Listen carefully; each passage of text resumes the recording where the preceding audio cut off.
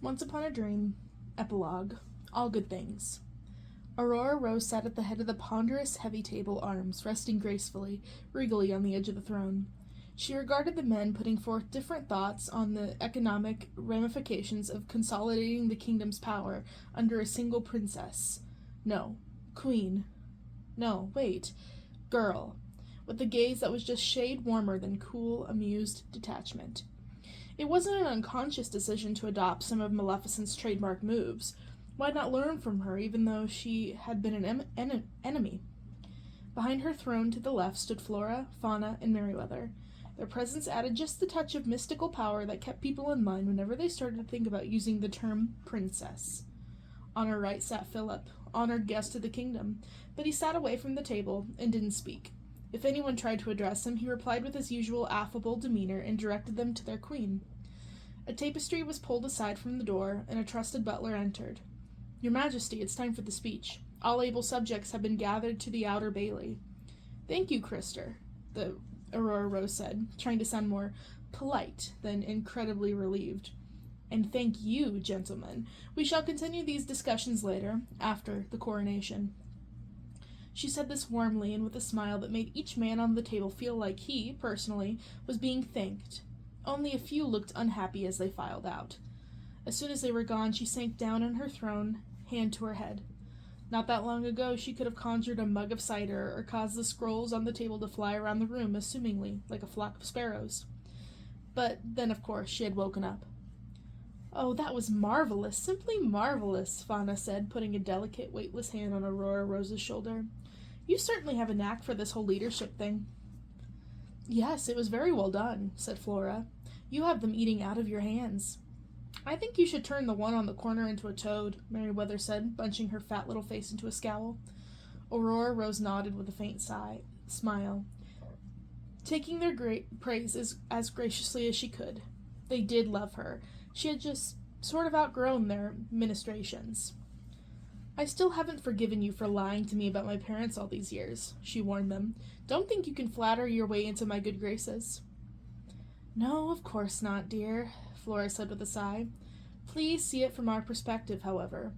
While we were here, we were bound by the laws of your kingdom, and it was what your parents wanted, Rose."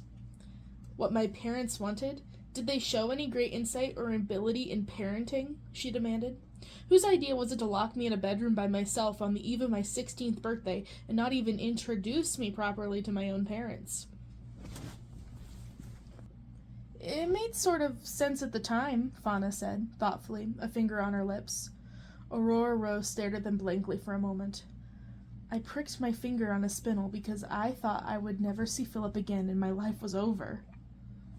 "Yes, well," Flora said, looking chagrined. We didn't expect that to happen. Honestly, we never realized how sad you were. You were our first baby." Philip muttered something unprincely and very rude. "Well, you try being around any human kings and human law," Merryweather snapped. "Which of you brilliant house apes came up with the idea of people just inheriting the role of a land, instead of choosing the best person for the job? We had to do what the king said. Your own rules, people." "We loved Rose. We still do, even if we didn't make the best choices as parents," Flora said wistfully, touching Aurora Rose's hair. "We'll do better with our next baby," Fauna promised. Aurora Rose felt her heart stopped. She loved her aunts. She forgave her aunts.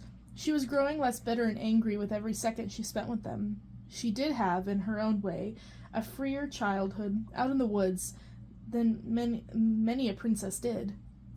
But she would never, ever give up a child of hers to them. "If I ever have a daughter, you can be sure I will keep her close and teach her well, and school her in the arts of reading and math and kindness, and make her strong and powerful enough to protect herself, and I would never let anything come between us." She smiled as she thought those words. "Come on, let's go," Aurora Rose said, rising from the throne and heading to her door. Philip's face still brightened at seeing her moving so gracefully, her golden hair now pulled back in a more businesslike braid down her spine. In the antechamber, in the speaking balcony, King Hubert was seated comfortably on a padded stool. Several polite-looking young men, nobles and servants alike, clustered around and listening. The thing is, lads, once upon a time, I was in an endless, dark forest. No, actually endless, I tell you. In another world, I wandered for ages, all by myself in the woods. My wife died years ago, you see. I didn't know where my oldest boy was. My little girls and lads were safe at home, I think. Once upon a time, we were all together in a castle. You know, but things change. Wives die, and eldest sons grow up and chase after princesses and peasant girls, riding away from you forever. Good afternoon, King Hubert, Aurora Rose said, kissing him on the cheek. Young lady, Hubert said with delight, taking her hands in his. I was just telling them. Are you the princess? No. He looked at her and paused, searching for her face. No, my mistake. Are you the queen my son is going to marry today? Not today, King Hubert, Rose said with a smile. She brushed a stray lock of snow-white hair out of his eyes. Oh, well, soon then, I hope. Grandchildren will fix everything, I think, he said pensively. Grandchildren love stories. We'll see you in a moment, father, Philip said with a quick formal bow. Then he patted him on the shoulder, unsure of what else to do. They looked toward the balcony, where horn-blowers stood at the ready, gold and blue pennants streaming from their polished instruments. A maid appeared in front of Aurora Rose with a crown resting on a pillow. It wasn't the small princess one the fairies had gifted her with, nor was it the giant golden crown of state she would have been given later at the official coronation.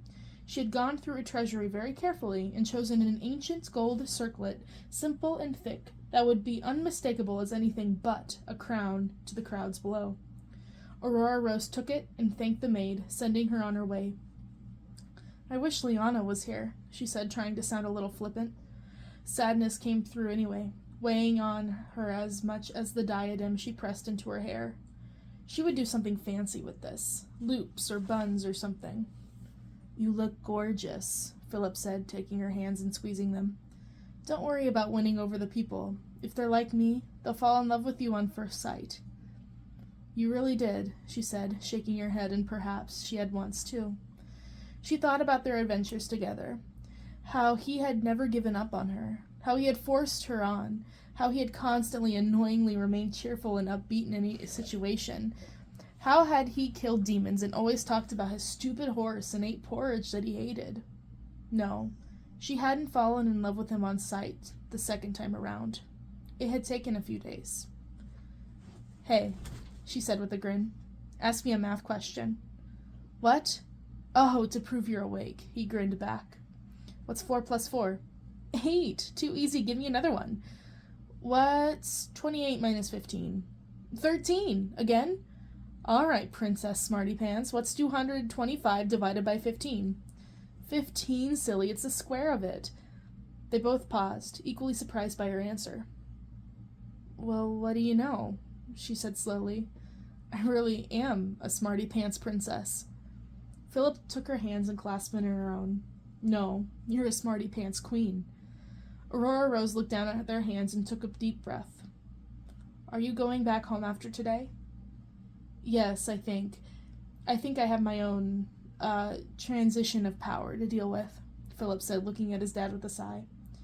I think I might finally have to grow up and do all these things I was trained for. Hey, at least you were trained for it, she said with a wan smile. I think you'll do just fine. You think? Absolutely. Also, I think there's going to be a lot of talk about our kingdoms, with young leaders. Young, unmarried leaders. Can we just drop that for at least 2 minutes? I'm just saying. I know, you're right. There are a lot of advantages to combining things. They were silent for an awkward moment. The noise of the people could be heard below, shouts for the queen and exhortations from the guards telling people to calm down. Also, just a lot of general yells. Hey, Queen Aurora, Philip suddenly said, an impish look on his face.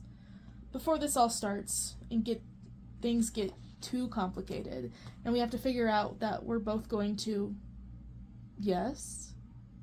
How about a kiss? Aurora Rose's face broke into a surprised, pleased smile. Absolutely, but just a small one. And Prince Philip took Queen Aurora Rose in his arms and kissed her, deeply and passionately, and she held him tightly, and they drew strength and love and support from each other. And they did live happily ever after, if not exactly the way they had originally expected.